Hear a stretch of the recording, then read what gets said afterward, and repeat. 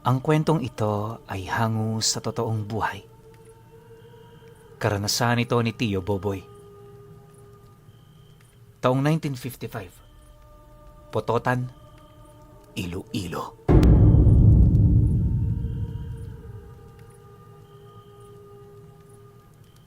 Matagal na panahon ng negosyante itong si Tio Boboy. Pagpaparenta ng mga altabos o sound system ang ikinabubuhay nila noon. Madalas din silang dumayo sa mga baryo at mga karatig lugar na nangangailangan ng serbisyo nila. Hindi naman kasi nila basta-bastang pinaparentahan ang kanilang mga gamit, lalo na kung may nagmamaniobra nito maliban sa kanila. Dalang-dala na kasi siya sa ganoong estilo sa kadahilan ng kapag isinusoli na ng mga ito sa kanila ang kanyang mga gamit, kung hindi may kulang, maraming putol-putol na kable dahil sa nangat-ngat ng aso. Ayon kay Tio Boboy, kapag nangyayari ang ganoong bagay, matik lugi agad ang negosyo. Yung kita kasi sa renta, kulang pa ito para ibayad sa nagkukumpuni sa mga gamit niya. Magmula noon, para makaiwas sa mga ganoong estilo, nagpasya siyang gumawa ng sariling grupo na siyang magiging katuwang niya para makapagbigay ng magandang tugtugin sa pistang dadayuhin nila. Dagdag pa niya na, madalas inaabot ng 3 araw ang pagbibigay nila ng serbisyo sa mga baryong nagdiriwang ng kanilang okasyon. Dahil dito, todo tiis talaga ang kanilang ginagawa para lamang makausad sa mga gabing daraan. Isipin nyo na lang, 3 gabi kang magtatrabaho ng walang pahingahan. Hindi ka rin maaaring umidlip, gawa ng kapag nakatulog ka, paniguradong hindi mo na mamamalayan ang mga ipinapakiusap na kanta nung namamahala ng kapistahan. Sa totoo lang, ligtas naman ang ganoong trabaho, pero hindi sa lahat ng oras. May mga lugar kasi sila rong iniiwasan dahil sa mga umuugong na usapan ukol sa mga aswang. Bilang taga-Pototan, hindi nila kayang pagtawanan ng mga ganoong uri ng istorya. Alam kasi nilang totoo ito, gawa ng maging sila man, nakaranas na ring pakitaan ng mga ganoong nilalang. Akala nila, habang buhay na nilang maiiwasan ang mga ganoong lugar dahil sa alam naman nila ang mga pangalan ng baryo, pero dumating ang isang araw, nakatanggap sila ng imbitasyon mula sa liblib na baryo ng Ogum. Nang marinig naman ni Tio Boboy ang tungkol dito, agad naman siyang nagtanong kung saan matatagpuan ang lugar na yon. Sa tinagal-tagal na kasi niya noon sa Pototan, wala pa siyang narinig na baryong may pangalang ganun. Pagkarinig naman ng kanyang kausap sa kanyang katanungan, agad naman yung sumagot sa kanya ng, "Basta Tio Boboy, malapit lang yun sa may Moroboro sa Dingle. 3 araw pa naman bago ang pista. Bilis-bilisan nyo na at magandang bigayan dun.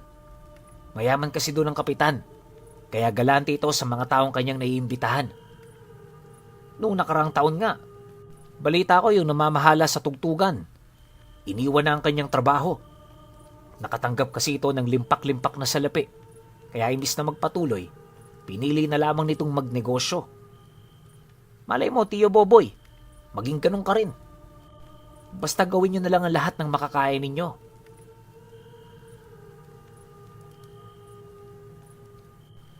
Pagkalahad naman ng kakilala niya, agad naman itong umalis. Nang marinig naman niya ang sinabi nito, di naman niya maiwasang maniwala, gawa ng ilang taon na rin yung nagbibigay sa kanya ng detalye sa mga lugar na magdadaos ng kanilang kapistahan. Ilang araw pa ang lumipas, may bumisitang panauhin na rin sa kanilang lugar, dala-dala ang ganoong ulat. Nang makumpirma naman niya ito, hindi na siya nagdalawang isip pa, nakagati ng alok nito sa kanya. 50,000 ang alok nitong bayad sa kanila. Wala pa roon ang padulas ng kapitan, kung sakali mang magugustuhan nito ang kanilang serbisyo. Upang hindi na rin sila makatanggi, inabot na nito ang paunang bayad na siya namang ikinatuwa ng kanilang grupo. Alam nyo kasi nung taong to, bibihira ang mga ganoong alok, tapos probinsya pa.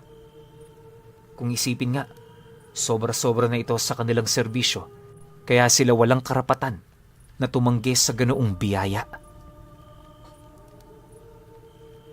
Dahil dito, noon ding mismong araw, umalis sila.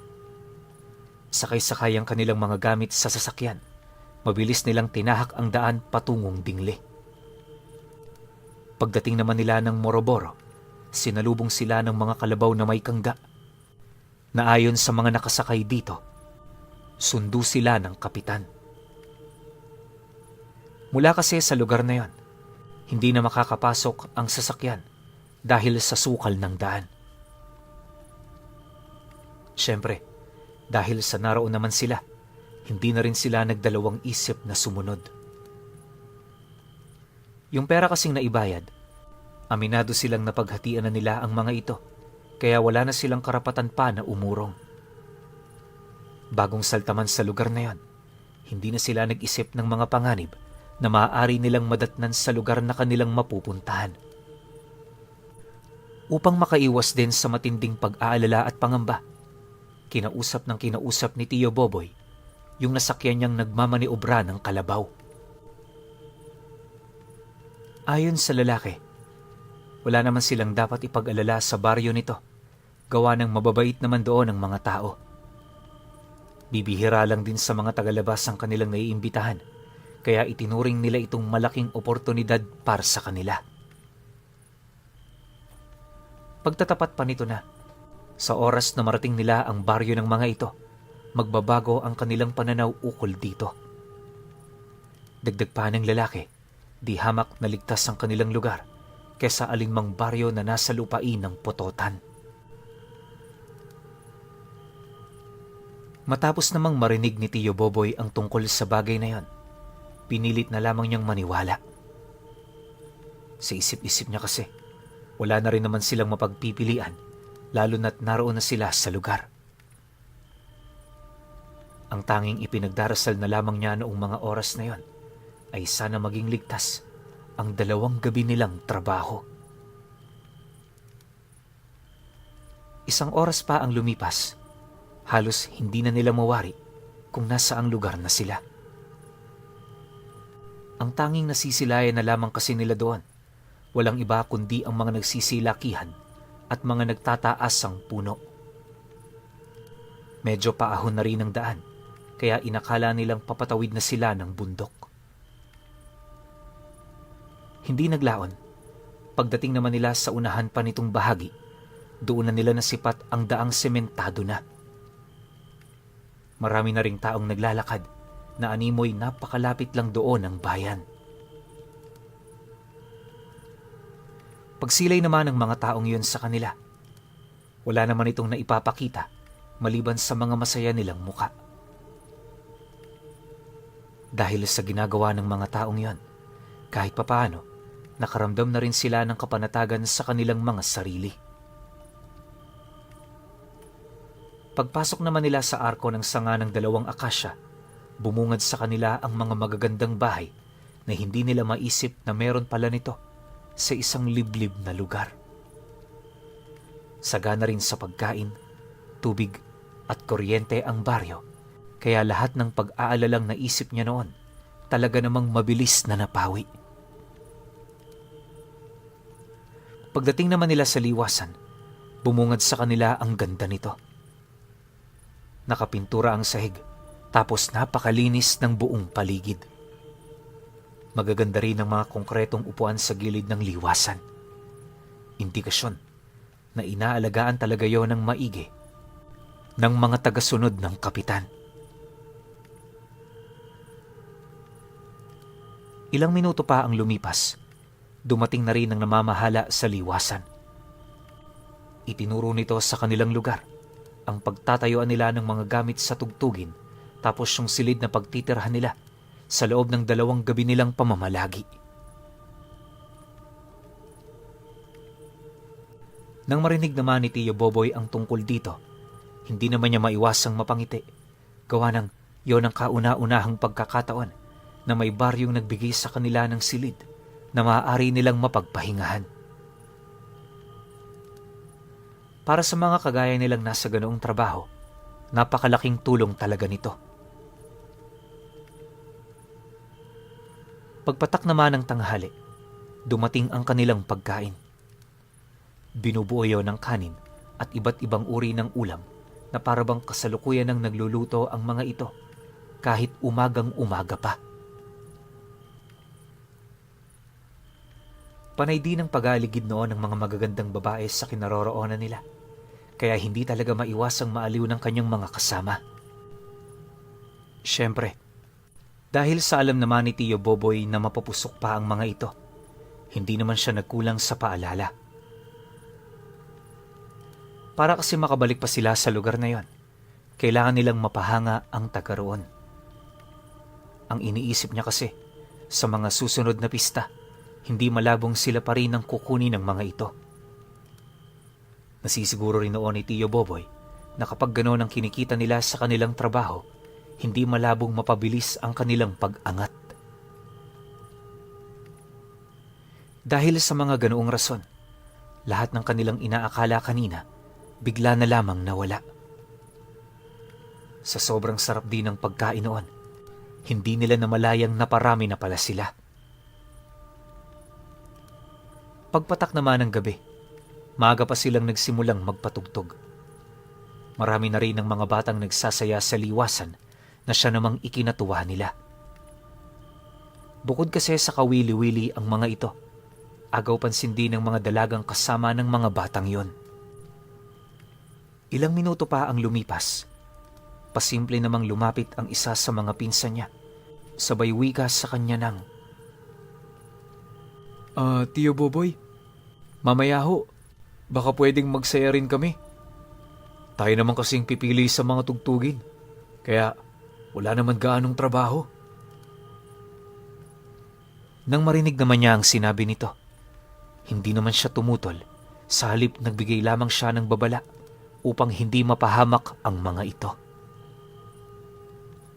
Lando, tandaan mo, trabahong pinunta natin dito. Kahit anong mangyari, wag na wag kayong magsisimula ng gulo. Hindi natin kilalang mga tao rito, kaya wag tayong magpakakampante masyado. Sagot naman niya sa binatilyo. Matapos naman itong marinig ang kanyang paalala, napangiti lang naman ito habang nagpapasalamat sa kanya. Maya-maya pa, nagmamadali naman itong inayos ang mga kable upang wala na itong gagawin sa pagsapit ng gabi. Ilang oras pa ang lumipas, kasalukuyan ang nagdaraos ng pagdiriwang. Nakita na rin noon ni Tio Boboy ang kapitan na isa palang babae. Sa sobrang abala rin ito, hindi na muna niya yun kinausap, gawa ng alam naman niyang may panahon para doon. Sa pagpapatuloy ng mga kaganapan, hindi niya maipagkakailang yun na ang pinakamasayang pista na kanyang nadaluhan. Sa kasagsagan kasi ng pagsasaya, lahat ng pagkain makikita mo sa bawat pwesto. Hindi rin mabilang ang lechon na walang sawa namang dinadala sa kanilang kinaroroonan. Halos sumuka na nga noon sa kabusugan nitong si Tio Boboy dahil sa walang katapusang pagkaing ibinibida ng mga ito sa kanila. Ang kaso lang, pagpatak ng 10:00 ng gabi, bahagyang binalot ng kadiliman ng paligid dahil sa biglaang pagkawala ng ilaw. Akala nila, pansamantala lang ito pero maya-maya pa, doon nila narinig ang kapitan na nagsimulang magwika sa mga nasasakupan nito ng, "Ngayon na magsisimula ang tunay na piging. Ilabas niyo na ang mga kawa at pagkain." Paggalahad naman ito ng mga katagang yon, mula sa entrada ng liwasan, pumasok ang hindi mabilang na mga tao na may daladalang malalaking sulo. Ang mga nasa unang hanay, may mga hawak na malalaking kawa, Tapos yung mga nasa gitna, may mga pasampasang kawayan na may mga nakataling taong hubot-hubad.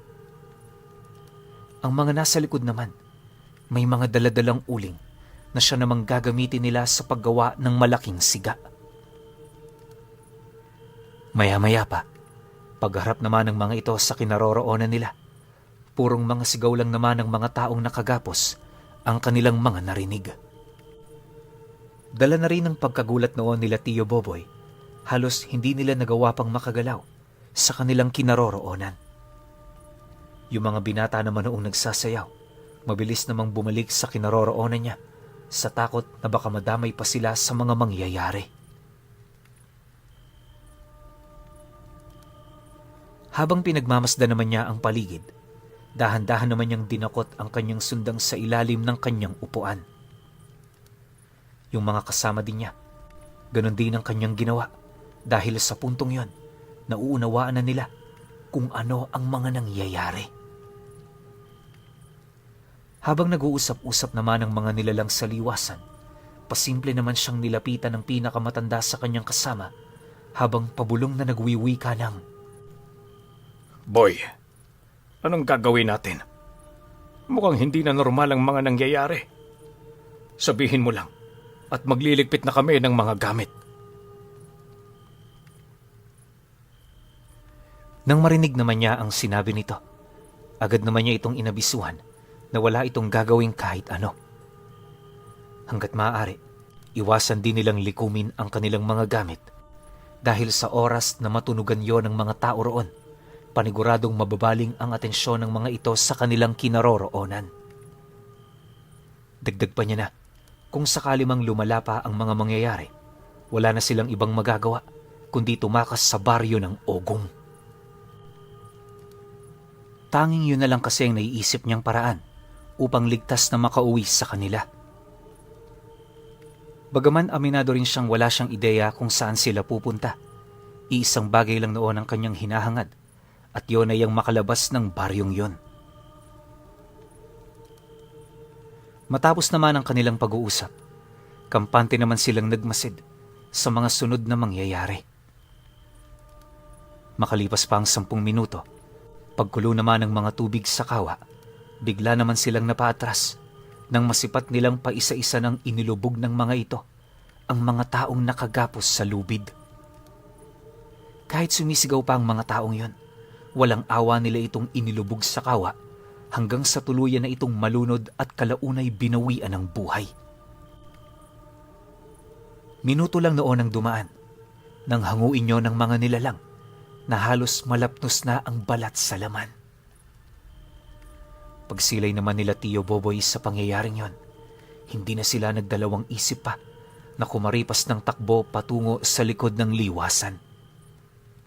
Yung pader doong halos doble sa kanila ang taas, na kaya nila itong maakyat, dala ng matinding takot sa kanilang mga nakita. Yung mga kasama naman nilang hindi nakakyat sa pader na yon, kitang-kita niya ito bago siya tumalon na pinagtutulungan ng kaladkaren ng mga nilalang.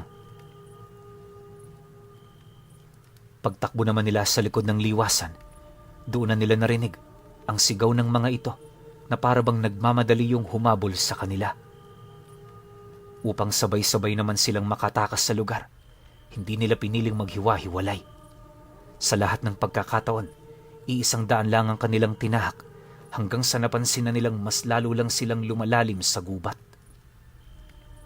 Nang mapagtanto naman yun ng isa nilang kasama, bigla naman yung napasigaw sa kanya ng, Bahala na kayo, Boboy! Iiwan ko na kayo! Ayoko pang mamatay! May pamilya pa akong uuwian!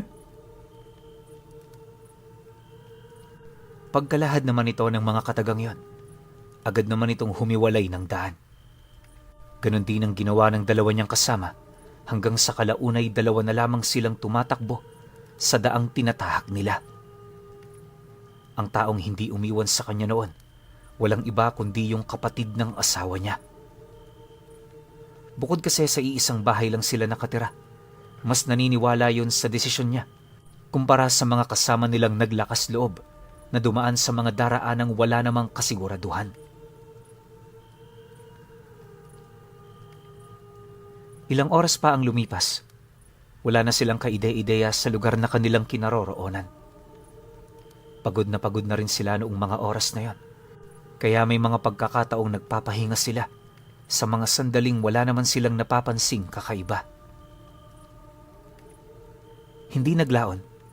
Nagulat na lamang sila noong mga oras na yon nang mapansin nilang papaputok na ang bukang liwayway. Sa pagliwanag naman ng araw, sa halip na magpatuloy pa, nagdesisyon silang matulog ng buong araw para makapagpahinga. Kinakailangan kasi nilang paghandaan ang mga susunod na gabi, gawa ng nasisiguro nila hindi madali ang kanilang kahaharapin para makauwi. Kinahapunan noong mismong araw na yon. Nang makapagpahinga na sila ng maayos at nagamot na nila ang kanilang mga sugat, agad naman silang nagpatuloy sa kanilang paglalakad.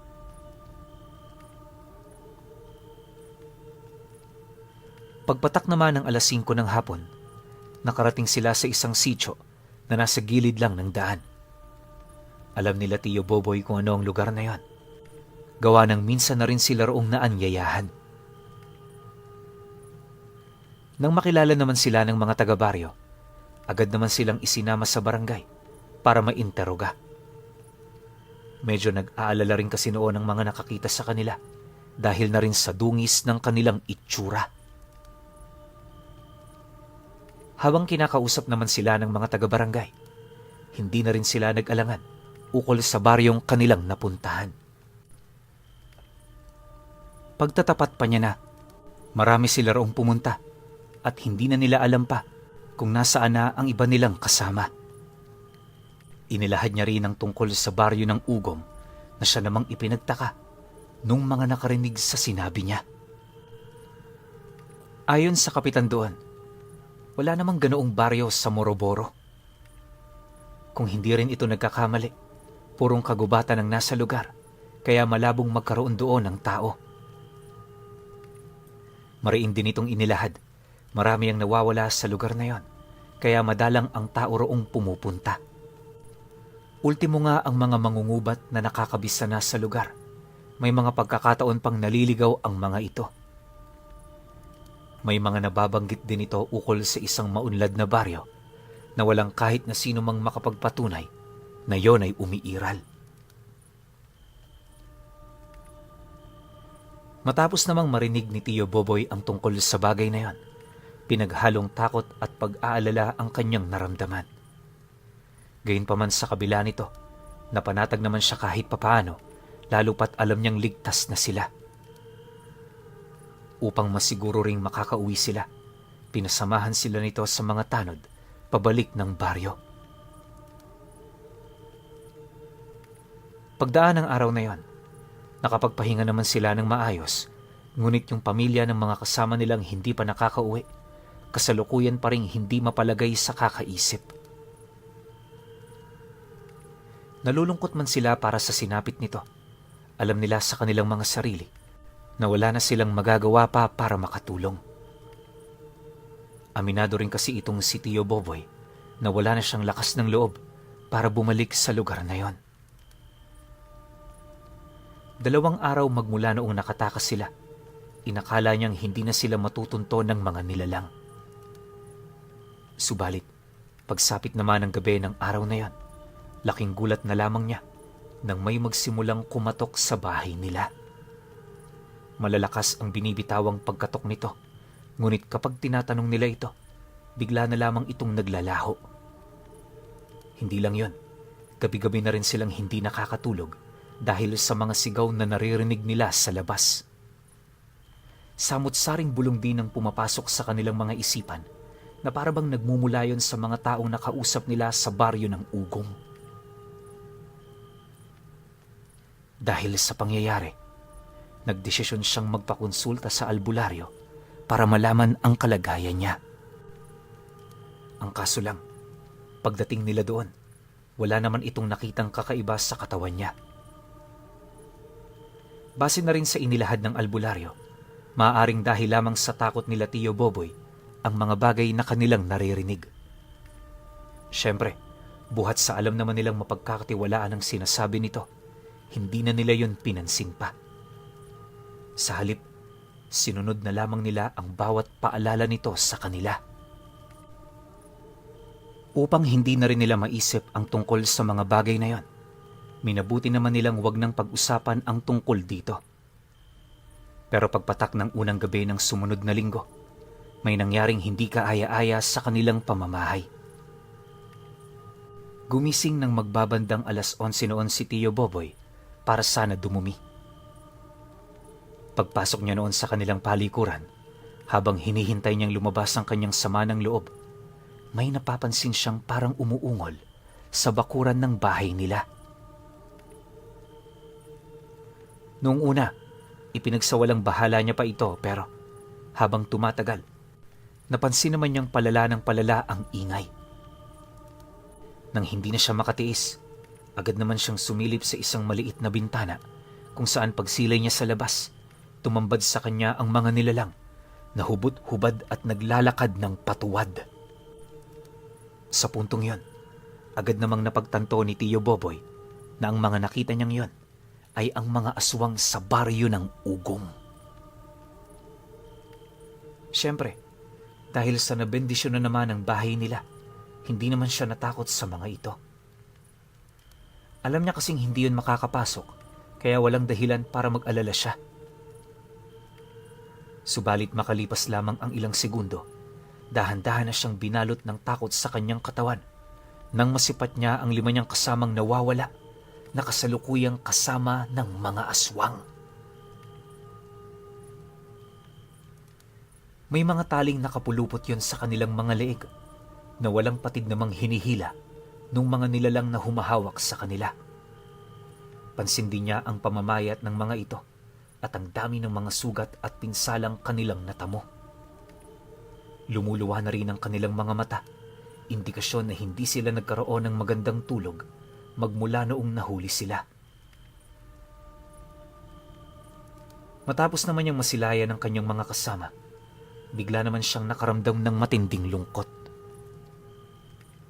Gustong-gusto niyang tulungan ng mga ito, pero ano naman ang magagawa ng tulad niyang isang ordinaryong tao?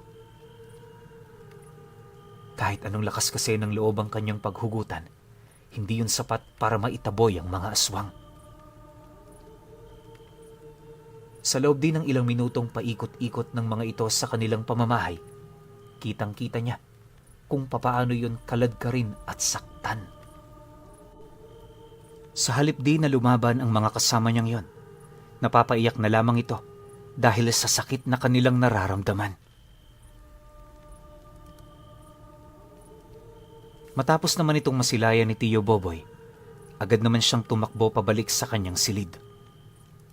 Ayon sa kanya, 3 araw niyang nakita ang mga kaganapang yon dahil sa 3 gabi din siyang nagigising ng 10 oras para dumumi. Nang hindi na niya maatimang ganoong kaganapan, muli siyang nagpakonsulta sa albularyo kung saan doon na nga nito nalaman ang tungkol sa nabubulok na mga pagkain sa kanyang katawan. Pagpainom naman ito sa kanya ng gamot, sumuka siya ng bilog-bilog na karne na halos triple ang baho sa nabubulok na patay na daga. Nagkasakit din siya ng 1 buwan, dala na rin ng pagkalaso ng kanyang katawan. Yung kapatid naman ng asawa niya, ganun din ang pinagdaanan na siya namang nagdulot ng matinding pag-aalala para sa kanilang pamilya. Mabuti na lang, nalagpasan nila ang ganoong pagsubok. Nung gumaling na rin sila, hindi na bumalik ang mga nilalang na yon dahil sa mga pangontrang ibinigay ng albularyo sa kanila. Pero alam niyo, Pinuno, kahit nakaligtas sila sa tiyak na kapahamakan, kailan may hindi nila maiwasang pagsisihan ang masalimuot na nangyari sa kanilang mga kasama. Yung mga tugtugin din nilang dinala sa baryo ng Ugong, hindi na nila kinuha pa. Nalugi man ang malaki, pinilit niyang makabangon muli. Yun nga lang, hindi na kagaya ng dati ang kanyang pinagkakakitaan. Mas pinili niya kasing magtiis sa maliit na kita kesa naman kumita ng malaki, kapalit naman ng kanyang buhay at kaligtasan. Magpahanggang sa ngayon, Pinuno, kahit matanda na itong si Tio Boboy, nananatiling sariwa sa kanyang alaala ang tungkol sa napuntahan nila noong pagdiriwang sa baryo ng Ogum sa Putotan.